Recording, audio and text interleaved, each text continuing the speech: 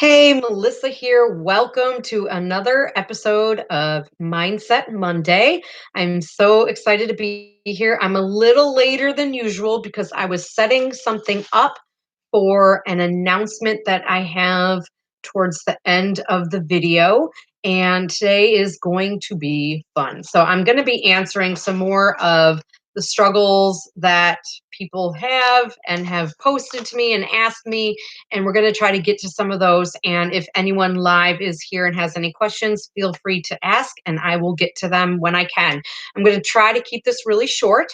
But also, I do want to say next week, I will not have a Mindset Monday live happening. I am going to be going out of town. And like I mentioned, I'm going to be pretty much in a no internet, no phone working zone. So I can take pictures during my vacation, but I can't post anything. So we're going to be really off grid outhouse kind of living. I'm going to take a picture of the outhouse and post it next week, when I'm back, because I think people don't believe me, but I'm really going to be using an outhouse all week. We stayed there last year. So let's get right to it and start going over some of these. I'm going to answer the same questions that I just did on my Facebook page in the same live video. So the first two that I discussed and that we're going to talk about today was Joey said that he disliked greens, and Mickey said something similar about how to get more greens without having salads every meal all the time. So, as far as disliking greens, what I do have to just say is that you just have to get out there and try different ones and find what you like. So, just to give you an example, regular kale, I don't really like it. It's kind of got a weird texture and it's just kind of funky. All right. And my husband, who has bad teeth, can't really chew it at all unless I chop it super fine or it's like annihilated mush. All right. So what I do is I use Tuscan kale, which is also known as dino kale, Lacinta kale. It has a million different names, but it's much easier to eat. It's softer, and I think it tastes better. So I either grow it. Mine comes out very tiny, but it's enough to add to a salad or a meal. And I usually buy it at Wegmans. They have an organic one that is $2.50 for a big bunch. So it's not even overly expensive either. Hey, Kathy Ann, she's here too. Love you. So, so we it's just about trying different things. So one of the things that I do once in a while, because I want to make sure that not only am I eating a rainbow, but I want to make sure that I'm eating different things from that rainbow, like not the same greens all the time, not the same, you know, red vegetable all the time. You want to make sure that you're getting a much more variety. So one of the other things I like to do is I buy collard greens once in a while, and I will try to make the stem as thin as possible, take a knife along the edge of it. You warm it up in a pan with hot water, or I wet it down and sometimes just microwave it for about 10 to 12 seconds. And it makes it a little darker, soft, it like partially steams it. And then I can use it to make wraps. So I will make I don't have the recipe on here because I've just never put it on here, but I do have a chickpea mash. It's kind of like the forks over knives, no tuna, but mine is with mustard and different things. So it tastes completely different from theirs. So most of the time when I make that, that's what I put in with lettuce and tomato, lettuce, tomato, onions, whatever the heck I feel like. Sometimes I just use hummus, whatever. So you just explore different things and try different things because you never know what you're going to decide that you like and want to say, hey, I can incorporate this. So, how do you incorporate more greens into your day without feeling like you're just eating a salad? So, if you know me, I eat my salads a lot, pretty much daily. There are a few days where even I'm just like, I don't feel like chopping, I don't feel like doing this, forget it. And I'll sometimes go a day or even two where I don't have any just because I just start getting annoyed with it. But I always go back to my salads. I love my salads. But everyone's going to get in that zone where they say, I'm sick of it. I don't want anything to do with any more salads for a while. So, what do you do? So, something like my savory oats that uses spinach. I don't go crazy with spinach because I get prone to kidney stones, but I still use it. I put it in that. That's the only way I eat spinach is in those savory oats. I've made them and put the kale in it, and it's okay. It's not as good as the spinach, but you can certainly make soups and add it to it. If you make wraps and other kinds of sandwiches, add greens to it. There's a way, you make stir fries, add greens to it. Like I love putting bok choy and I put kale in a stir fry. It may sound odd, like a kale and stir fry, but it works. It cooks down. So there's a way where you can take anything. If you're making like a vegetable lasagna, obviously add greens to it. If you're making tacos, add greens to it. There is a way for you to sneak them into pretty much everything you make. If you're making a tofu scramble, add greens to it.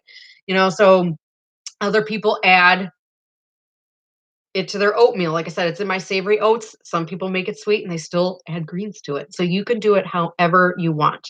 All right. So then a couple of the other questions were diabetes related. And that's why I wanted to discuss those at today's because of the announcement for the lowering your glucose challenge. All right. So Nicole had said, I'm having lows while I'm adjusting. How do I avoid that? What do I eat? I'm getting lows while exercising and I'm still hungry. So the proper thing to say is don't lower your medications without consulting your doctor. But if you have a doctor who's like me, who just says once a diabetic, always a diabetic, you're always going to be on this insulin, sometimes you have to go rogue, kind of like with the finger. So, so what I did personally is I was waking up and my level would be in the 50s.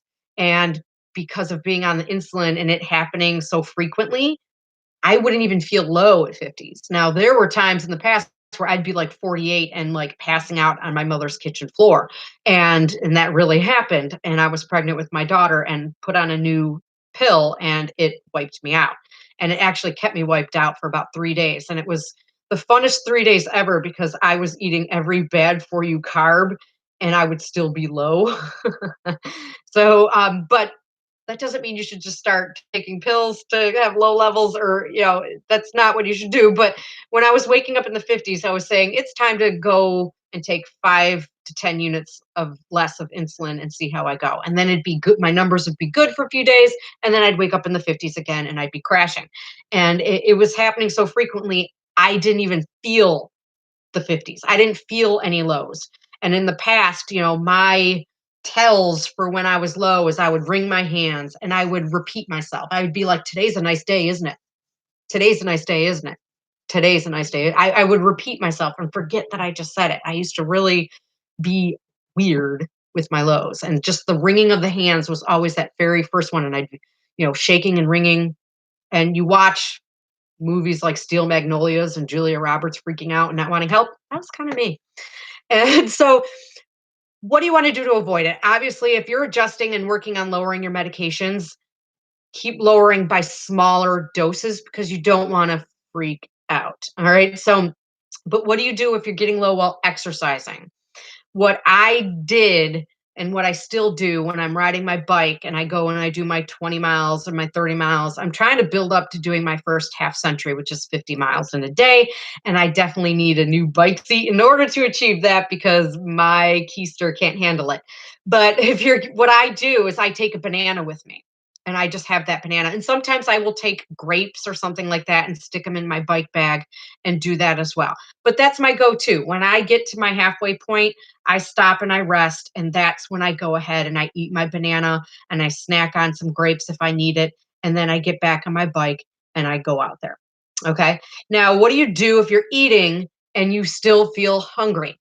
So, most of us have probably seen Forks Over Knives, and we've probably seen that calorie density stomach chart. If not, go to Google, type in under images calorie density. You'll see the pictures of the stomachs side by side, and it shows how like 400 calories of fats and oils fills up your tummy this much, and 400 calories of meat fills up your tummy this much, and breads and rices filled up this much, and 400 calories of veggies fills it up all the way. It stuffs you.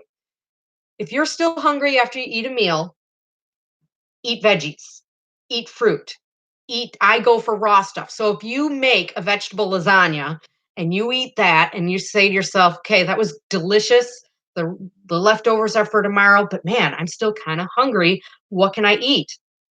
Now is the perfect time because produce is, you're growing in your garden. There's farmer markets, so what I would do, what I do is I will make some cucumber slices. I will slice up a tomato. I will grab just some raw broccoli. I will make pepper slices and sit there and nibble them. I sometimes just, I know they recommend that you cook mushrooms, but I've taken like a few mushrooms and I'll pop off the stem and I'll peel it. I'm weird. I'll make those three mushrooms last an hour if I have to.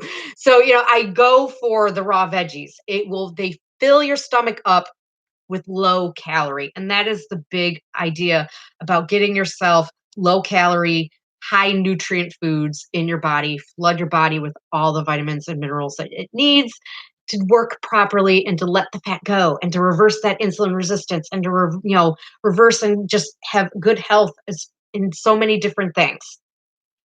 Lori had also asked, it's hard for me to not have the carbs for lunch and dinner, and my fasting is still 170 to 205, even with exercising daily. And that, again, it goes towards that calorie density. So now that it's basically reversed, I've found that there are foods that I can eat that I would never really think I could eat. So you're talking once in a while making a carrot dog and actually putting it on a bun. All right. So, or having going to Wegmans and getting their veggie sushi that's made with their white rice. Not the most healthiest option, but it's still technically plant-based. It doesn't have oil, whatever. But things like that I used to never be able to eat, I can eat those now if I want to. But for the most part, I choose not to. It has to do again with that calorie density. Do you want to make yourself a stir fry that uses brown rice that will fill up your stomach this much? Okay, because you maybe use a half a cup of the rice, a cup max. I would never probably eat a whole cup because I would feel really weird because as a type 2 diabetic who avoided it most of her life, I'm just used to not eating that much. So would I rather have a half a cup of brown rice with veggies, or would I rather have 2 or 3 cups of cauliflower rice with veggies and feel stuffed? I would rather feel stuffed. I love the fact that eating this way means I can stuff my face if I want to. I can make that giant blue bowl salad that I post on Facebook that you see in pictures, and I can eat the entire thing if I want to, or I can make it last 2 or 3 meals. Point is, when you're eating whole food plant based, if you make your focus to be on fruits and vegetables, you can stuff your face. I like stuff in my face. So Jenny asked, are you off meds now? Yes, I have been off the insulin now for basically 2 years. I think like early on in the first couple months, I would once in a while eat something that I hadn't eaten in a long time, and I would test my glucose. And early on, before it was completely reversed, certain foods would still spike me, and I would go up pretty high. Like I'd be like 180 or even like 200, and I'd be like, oh crap. And I would take like 2 units of insulin, and 20 minutes later, I'd be like 75. So as I was reversing and as I was getting rid of the insulin resistance, the couple little times where I may have taken a unit or two because I felt like I overdid it and I hated the fact that I was high, it would drop me like that. If I was still taking insulin, I'd probably only need 1 unit because it was so really quick how fast it would take me from a really high level to a I'm low and I'm feeling weird. So that's what I would do. And I would and I've been off it ever since that. Like, I think like I said, once I was off after 4 weeks, I think there was 2 or 3 times where I took like 1 or 2 units for a high from testing a food and been like, oh crap, I still can't eat that yet. So, but other than that, as far as like being regular and taking it daily, it's been over 2 years. Let's see some other questions. So, I kind of talked about that last week. Let's talk about a completely different one that I didn't do on the Facebook. This one was by Mary. She said that she was worried about getting sufficient vitamins and minerals. I eat mostly vegetables. My diet is restricted because of a heart issue. I just worry about vitamins and minerals. And the greatest thing about eating this way is that as long as you're eating that rainbow of colors, you don't need to worry about vitamins or minerals. You're getting them all. What I really love, I might have a copy of it here. Let's see if I have this one book here or not. Probably not. Oh, I do. Awesome. If you have not read this, I highly recommend you get Whole by T. Colin Campbell. This book is amazing. And he talks in it, I'll never be able to find the specific area, but when he talks about nutrition and he talks about vitamins and minerals. Talks about how getting them from the whole food is so much more beneficial for you and you get more of it. So he even says in here a specific, and I know I'll probably say it slightly wrong, but he talks about vitamin C in an apple. And you normally don't associate vitamin C with an apple, but he talked about how a certain doctor was trying to learn how to get it to work just right by removing this vitamin from this. And we all take supplements, and we've heard of saying taking a vitamin C supplement and a vitamin, whatever it is. And he always says that the reason why it's so much healthier for you, you get so much more out of it from eating the whole original food, is because instead of it being extracted, just like how we avoid oils because things have been extracted from it, the fiber and the enzymes and everything good about it, the same thing is true with supplements. All the other things that worked with that vitamin in that food that was extracted and made into a pill, that pill is less efficient than eating the whole fruit because they synergistically work together. So when you eat an apple, all the different vitamins and minerals and enzymes, all that healthiness work together with the fiber and everything else in it to make sure it packs a punch of nutrition for each one. Your body will get exactly what it needs as long as you eat that rainbow of whole foods. It's all you have to worry about. And you, other than the B12, a lot of people say they get their B12 from nutritional yeast. I do use the fortified nutritional yeast. However, it's actually the not recommended one. I use a B12 spray once a week, and then the D3, which I don't take in summertime because I'm outside so frequently. My levels are usually pretty decent in the summer, and it's usually in the winter when I say I'm going to take one once a week. But other than those two, as long as you're eating a rainbow, you don't have to worry about that. Okay, so let's talk about this little challenge. So I did something a little different because here on YouTube, when I started doing, I did a menu planning challenge a couple months ago, and I had some people emailing me saying, I'd like to sign up for it, but I don't have Facebook. And the challenge was taking place in a Facebook group. And this one here is still going to take place in a Facebook group, but I've created a non Facebook version so that those on YouTube or Instagram or elsewhere who want to join this challenge but do not have Facebook for whatever reason, you can take part. So, what it is it's a free 5-day lower your glucose challenge for type 2 diabetics. And this challenge is just you're going to get a meal plan with it. It's going to have 5 exclusive recipes that are not part of any of my other programs that you will be eating, and some breakfast and lunch suggestions. Okay. And each day there's going to be a different video topic that we're discussing during the challenge. So, how it's going to work, how I decided to do it so that it functions and I'm not going crazy with all these different kinds of videos, is the challenge starts on Monday, the 22nd. And what I'm going to do is do the the Facebook Live video, just like how I'm doing this YouTube video. I did it live in Facebook. I'm going to do the video on Facebook first. I'm going to save it and upload it and email it to those who are not doing the Facebook version. So, what I have for you to sign up for it and receive the emails, go to, I just posted the comment that has the link. You click on that link. There's a very short video. You don't even have to watch it. There'll be 2 buttons underneath the video. One says, yes, I want to join the Facebook group. One says, yes, I want the email version. Okay. And if you sign up for that email version, a few days before the challenge starts, you'll get the PDF download of the recipes. And then on Monday, the 22nd, probably by, I would say, 10 to 11 o'clock in the morning is when the emails will go out with the video for the day. And you'll be able to, if you have any questions during that particular challenge, you can just reply and email me, and I will get to it when I can. It might go crazy. It's a little different.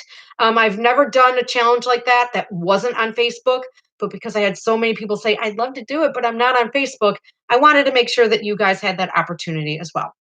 So that link is there in case you want to join. Like I said at the beginning of the video, I will not be here next week for Mindset Monday. I am going camping in the Adirondacks and more you know, remote location. Like I said, the outhouse. Fun. Okay, so just type 2 diabetics. If you're not a type 2 diabetic, you can still join the group, but the videos are mostly talking about diabetes and what it is, how to lower it. It has different topics that are in direct relation to type 2 diabetes, but the recipes that'll be used in there, anyone can eat. So even if you are not a type 2 diabetic, even though it's geared towards them, if you want to sign up and just receive the email with the actual recipes, I don't mind. I don't mind if you do that and then unsubscribe. It won't hurt my feelings. If I had my feelings hurt every time someone unsubscribed or unliked me, I would just be like crying in bed all day. All right, let's see. Jean just said, "Good morning. I am a newbie and learning. I have a hard time with stomach issue with raw veggies, so I roast them in the oven. I'm trying to up my salad, but only seem able to handle greens." All right. You know, what I would recommend is if you're able to handle the greens, one of the things that I do is I add cooked foods to my salads and I call them a warm salad.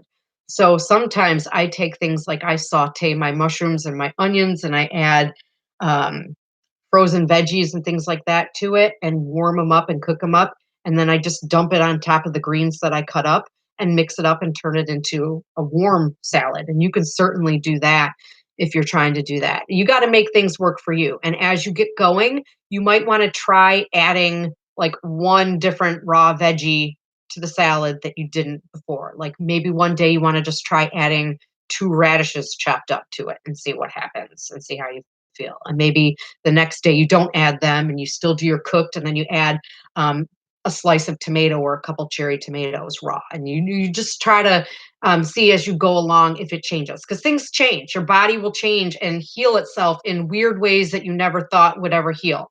I used to have OAS, oral allergy syndrome. I used to not be able to eat apples, peaches, plums, pears, you know, cherries. I still can't really eat. I used to not be able to eat any of those fruits. And then it got to be if they were fresh picked apples, I could eat them. So from August to October, I could go to a local apple picking place and pick apples and eat them. And after the apples were about a month old, I couldn't touch them again. So it was only a couple months out of the year where I could eat apples. And now I can eat all those fruits. I still prefer something that's fresh or picked because things in the store shelves could be over a year old and then they tend to kind of start the same tingles. So the older they are, the more they can kind of bug that OAS. But just to be able to eat a peach or a plum again, that's awesome. And it's something I just randomly popped up when I was about 20 years old and stayed with me until about a year ago. Okay. So Jean also said, great idea. Thanks. If I'm still in weight loss mode, should I cut out Ezekiel bread? You know, I think if it's once in a while, it's okay. I wouldn't make it a staple. I still rarely eat bread at all out of habit. Again, because I say to myself, I'd rather have my wrap that's 50 calories for an entire wrap versus this that I'm going to probably overeat because it's so good. So, I mean, I say if it's once in a while, like if I made sandwiches with bread, I would make it open faced. So I mean, I try to go low on that stuff because again, I get in the mode of wanting to eat fruits and veggies and be able to eat more for less. So I mean, it's okay if it's a once in a while. Like I said, I wouldn't have it every meal or even every day. If you have it 2 to 3 times a week, I think that's fine. So um that I had the sign up in there for you so you can join that. Like I said, I won't be here next week.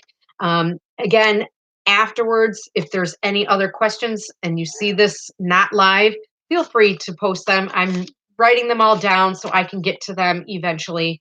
And like I said, if you haven't read his book, read this book. It's my favorite as far as being whole food plant based. And this book was actually part of my certification course to be a holistic nutritionist. I loved the fact that it was such a great book and part of schooling because it was like not school at all. It was a pleasure to read this. And it's a fantastic book and it will really kind of open your eyes to how insane funding and research and things like that can really truly be. So, thank you for watching, everyone. I will see you guys in 2 weeks. the same day that this challenge starts. It doesn't matter if you're in the challenge or not, but it will be. I'll still do a Mindset Monday on that 22nd, in addition to starting and doing this challenge. So thanks for watching. Leave your comments and questions, and I will get to you when I can. Thank you all for being here. I'm so happy and blessed that you guys even take the time to watch what I have to say. So have a great day and a great week. Stay strong, and I will see you all soon. Bye bye.